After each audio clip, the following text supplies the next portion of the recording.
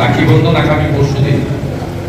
তারা প্রত্যেক বছরই রাখির আগে বা পরে বা রাখির দিন এলে আমাকে রাখি করে।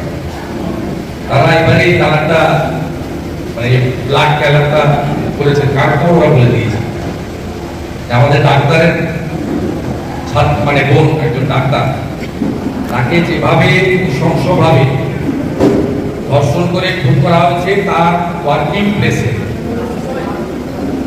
এটাকে গোটা ভারতবর্ষের লোক বলছে সরকারি রেপ অ্যান্ড মার্ডার।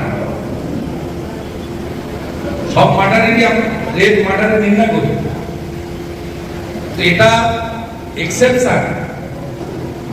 এটা হচ্ছে পশ্চিমবঙ্গ সরকার কর্তৃক সংগঠিত ধর্ষণ এবং খুন।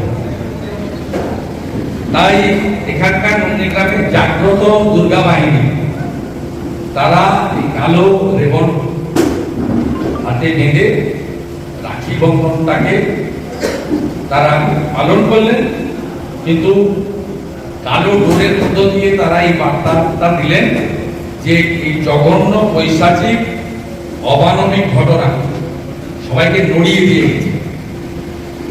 তড়িঘড়ি সন্দীপ ঘোষকে অন্য দায়িত্ব কেন? মানুষ আমাদের ভুল বুঝছে কুণাল ঘোষের পোস্টে কেন?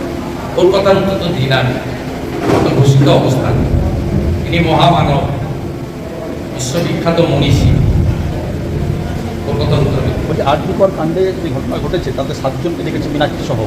আরজিকর কাণ্ডে যে ভাঙচুর হয়েছে মীনাক্ষী সহ 7 জনকে রাজনৈতিক উদ্দেশ্যে দেখেছে, এটা সম্পূর্ণ রাজনৈতিক উদ্দেশ্যে ডাকা হয়েছে।